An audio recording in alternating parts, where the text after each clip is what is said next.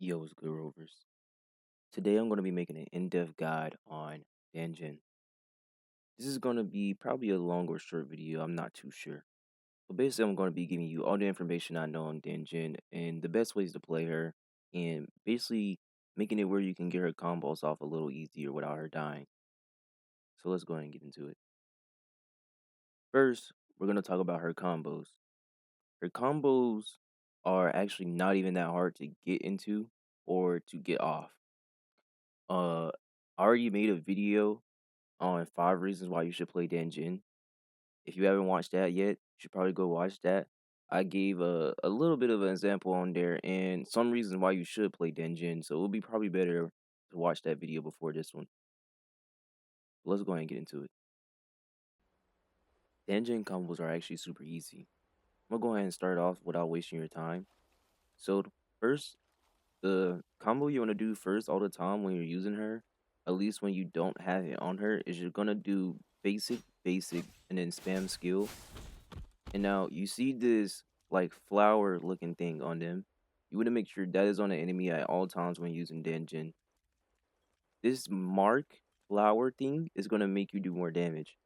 And now for you to do even more damage, you do her strong combo and you do basic, and then you spam her skill.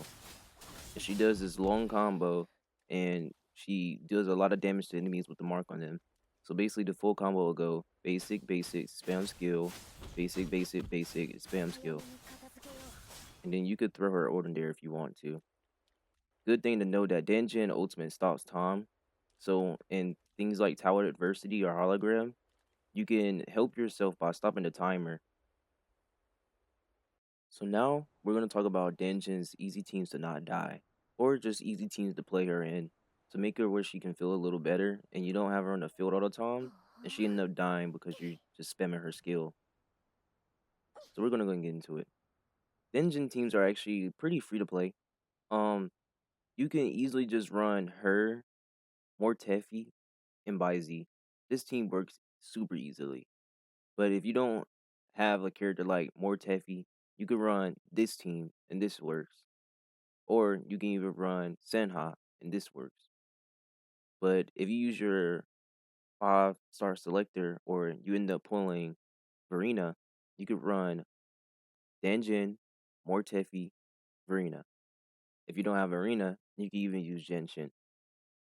And then it goes vice versa a little bit. And you can instead use Mortefi and Verena. These teams are super easily. And I'm going to show you why that if you run these type of teams and you do your rotation a little bit like this, that she won't die so easily. Before we get started on showing you the teams and how the rotations works, first I want to tell you that these weapons, if you have any weapons that were this in their passive section, you should probably try using them. They're actually really broken. Even level 40 works on them, so you don't have to waste too much materials on them. But let's go ahead and get into it. Okay, this is the best way you want to set up your Danjin team for the maximum output of damage. And I'm gonna go ahead and go into battle and show you the best ways that you can play this team. So first, you want to start off with Mortefi. Mortefi, you just have him on the field until you get your outro skill. So basically, you would just have him on here. You'll probably pop his ult, pop his echo, whatever you have on him, and you pop his guns, pop his gun again, and then you just boom. Now you have your outro skill for Danjin, and you want to swap to Danjin, and then you put the mark on whatever enemy you're fighting, and then you would come in and you would do her like another mark, or you can come in and do like the lone combo. And then your meter bar should be at least over halfway after you do this, and you would probably have your outro skill. And then if you don't have your outro skill, if you have the Echo Dreamless, which is super easy to farm, you would use the Echo Dreamless, and then you would just swap out and go to Verena. And Verena is going to be on the field until she gets her outro skill.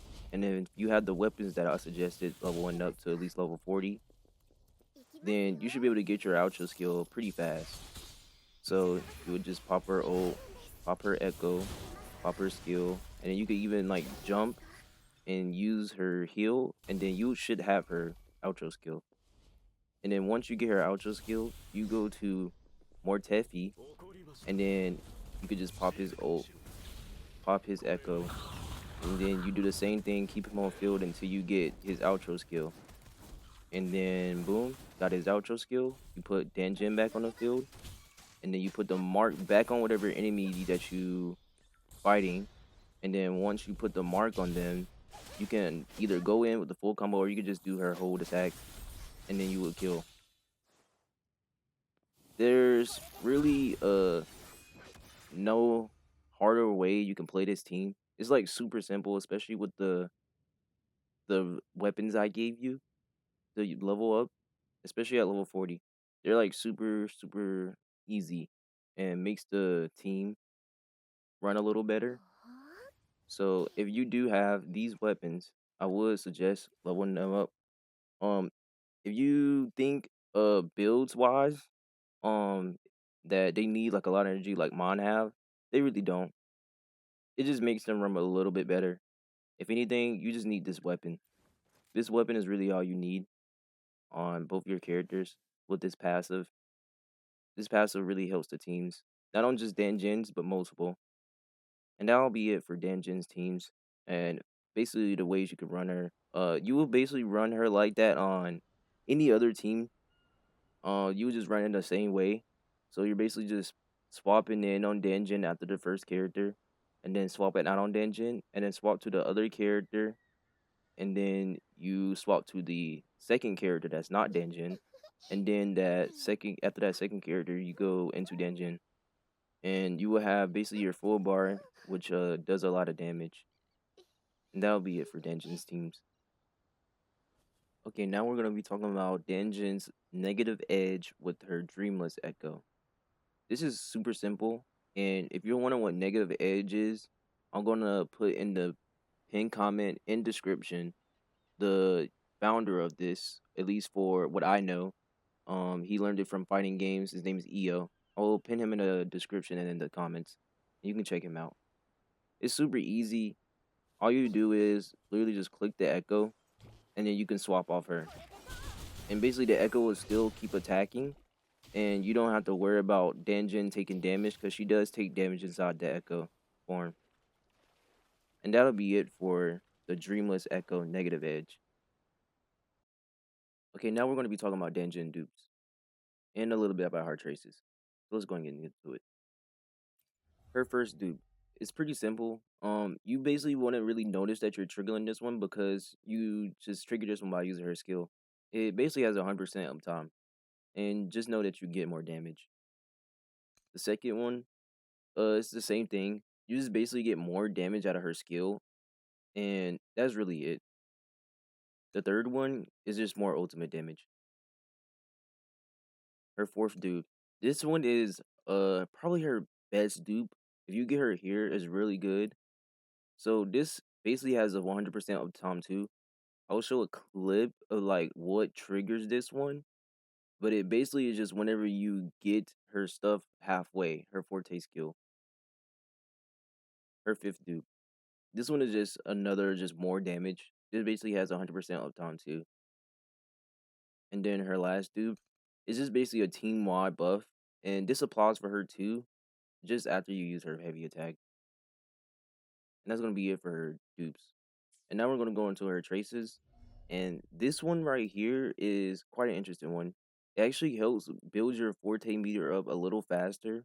So basically, just after you dodge, if you attack immediately after and you use her X skill, the one that applies the flower, you basically just fill up her forte skill bar a little bit more. And her last passive trace. This one is actually major. This one increases her damage by a lot from her strongest attack, and it's her heavy attack when her meter is past 60 or just halfway, or when it's at max. And this will just increase your damage significantly. And that's going to be it for Danjin's dupes and stuff. That's going to be it for today. I hope I was able to help you understand Danjin a little better. And if you're interested on how to farm sale credits, I'll be dropping a video right after this one. And no, I'm not talking about simulated training. But yeah, that's gonna be it. Like, comment, and subscribe if you're interested. See ya.